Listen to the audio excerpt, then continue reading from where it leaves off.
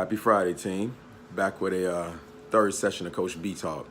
And today's conversation is going to be a real good one. I'm going to hop right into it. I know we've been talking about, we started off talking about finding your purpose, what makes you, lights you up. And then we talked about no roadmap, no GPS, no problem. Just kind of stepping out there and making a dive and pushing towards your purpose and your dreams and your visions and what you think you want to do. And so I got asked a question from a buddy from my perspective. He said, B, what do you think that it takes to be successful in that journey and pursuing it? And I said, honestly, from my perspective, two things are vital. And there's obviously much more, but two things I'm going to touch on today is commitment and consistency. And it's a challenge for all of us, especially me. And I was talking to my kids in practice one day. I was talking to one of my boys' teams, a couple of my boys' teams. And I told them, I said, I had some of my older players there, some of my alumni there, and they're looking on the court of people shooting around. And I said, I've had about 4 or 5 teams that have been really amazing in Example Sports history. My first team of boys that had several boys go Division I. My first team of girls that have, both of these teams include our first ever couple Division I players off of both teams. And they practice 2 to 3 days a week, never missed a practice, never missed a game, no excuses. I have a current team, we call them the Wolfpack.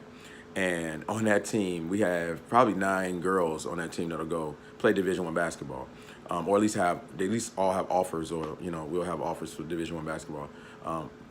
Rarely miss a practice. One kid I give a little bit of excuse to because they're almost 3 hours away, and they come up for weekday practices. And the first year and a half all the way through, never missed a practice. Just even on a weekday, did their homework on the road, going back and forth.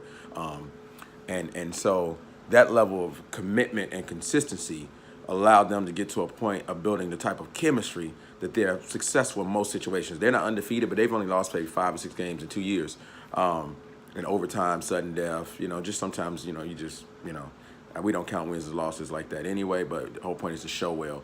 But they play at a high level because of that, and they work hard every single practice. They locked in. They're consistent. Their effort is overall consistent. I don't have to coach their effort because they're locked in. And so what I'm going to say is, and I told this group, I said, listen, commitment, man. When we first start AAU practice the first day, everybody's there. They're excited, ready to go. Energy is through the roof. But when it gets to about May 27th and the weather is good, it's 80 degrees outside and their friends are doing all kind of fun stuff, that's when that commitment comes into question, and that consistency. Are you going to be consistent? The ones that do it, we call them 1%ers. They go to that highest level, and we tell our kids, we say, look, it wasn't a question whether I was coming to practice, and I'm coming. It wasn't a question of whether I'm going to get up and do what I got to do today. I committed to it.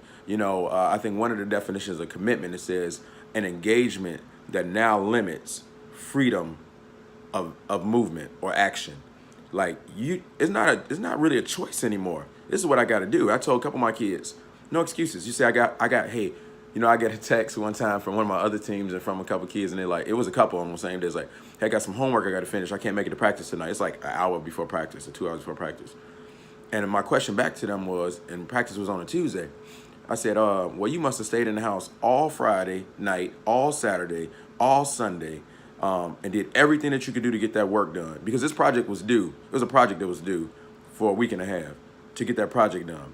And I said, because if not, then what you did was you let your teammates down because you didn't prioritize and you didn't stick to your commitment that you made. And now you're not going to be there, which means we can't properly plan for the tournaments that are coming up, which means when you come and play, we got to kind of get out of rhythm. And so now your decision to not prioritize, your decision to not stick to your commitment now throws everybody else's off.